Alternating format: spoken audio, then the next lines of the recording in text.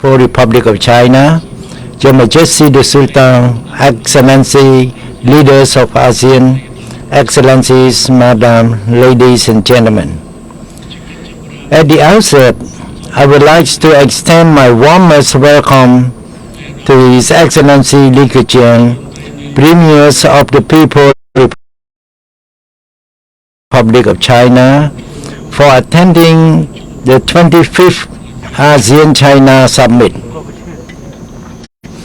Taking these opportunities, I would like to applaud the success of along with great achievement of the 20th National Congress of the Communist Party of China that was recently convened.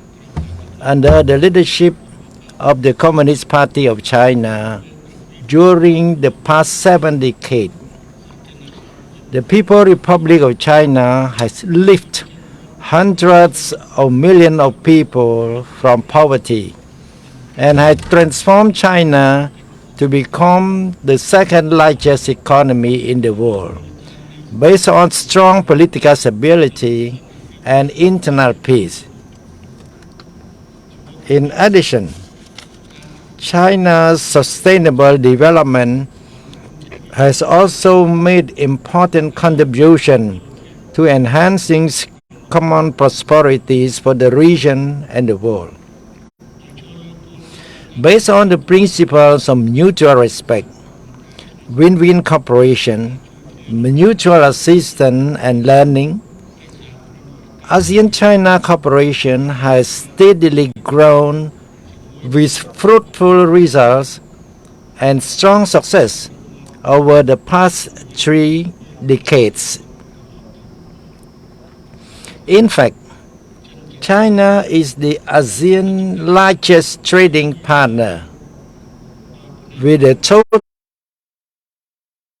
trade between ASEAN and China reach $669 billion in 2021, increasing by 28%, and the flow of foreign direct investment from China to ASEAN reached $13.6 billion in 2021, up nearly twice the values of that in 2020.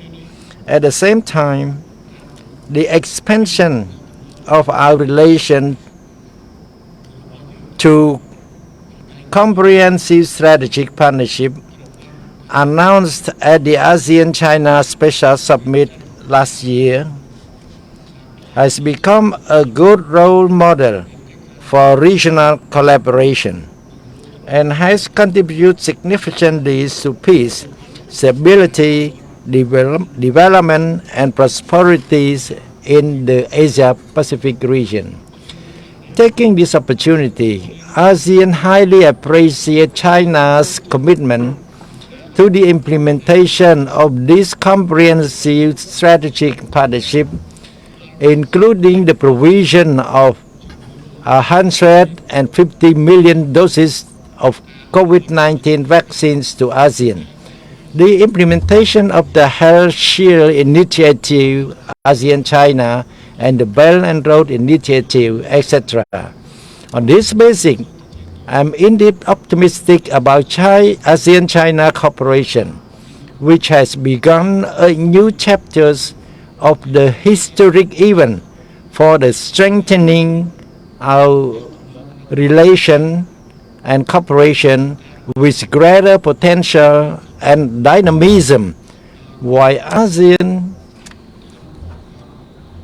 is striving to build a stronger community. Next, I would like to invite Excellency Li Keqiang to deliver the open remarks.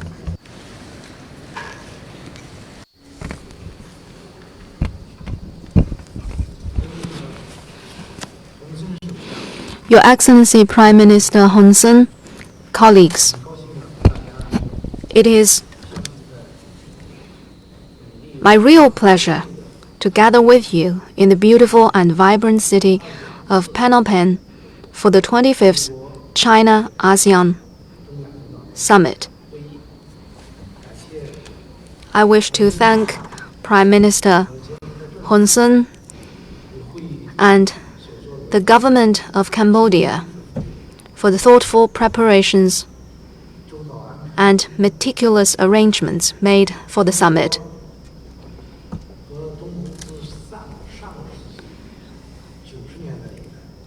Since the inception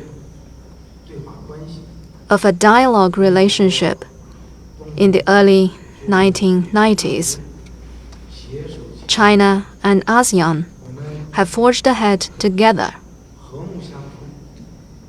We have enjoyed harmonious coexistence, and we have treated each other as equals and with mutual respect. Through consultation and dialogue, we have properly resolved or managed our differences. China has all along supported ASEAN integration. We respect ASEAN centrality in East Asian cooperation and its leadership in such cooperation. This relationship between China and ASEAN has gone from strength to strength.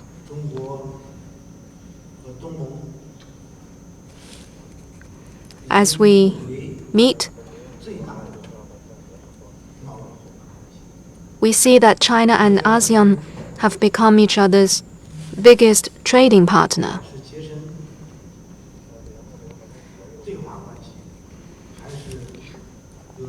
We are dialogue partners, and we have this annual China-ASEAN Summit.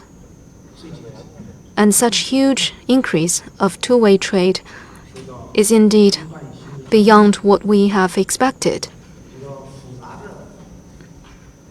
This is particularly notable given the impact of COVID-19 and complex international landscape. In the first 10 months this year, our two-way trade has amounted to $798.4 billion, a year-on-year increase of 13.8%. We have jointly worked on designing and implementation of the RCEP, making a joint effort in building the world's biggest free trade area. Through openness and interconnected development, China and ASEAN enjoy a vast potential of cooperation. We have also advanced our connectivity, security cooperation, and people-to-people interactions. All these efforts have delivered benefits to China and ASEAN countries and our peoples.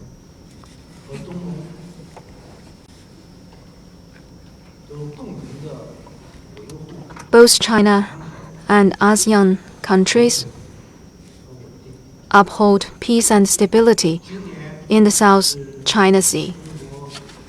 This year celebrates the 20th anniversary of the DOC. We mark this special occasion because the DOC has played an important and indispensable role in promoting peace in the South China Sea. And this represents the very principle that we shall keep to in making and realizing long-term peace in the South China Sea. We are also conducting COC consultations. In this process, we take into account interests of all parties. We respect international law, including the UNCLOS. We support the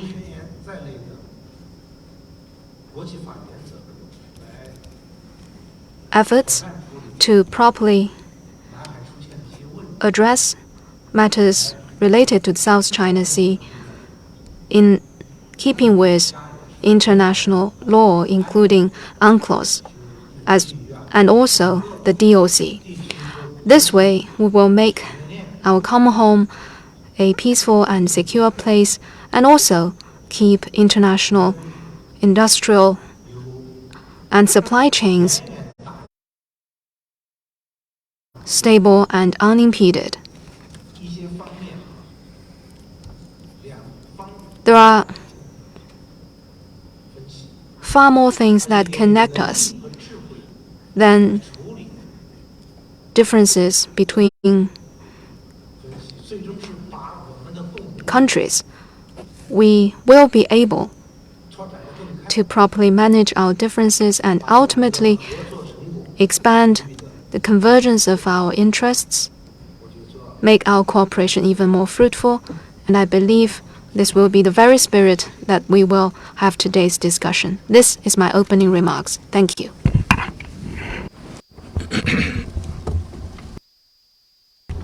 Thank you, Excellency Premier. Before continue, I would like to invite the media to leave the room.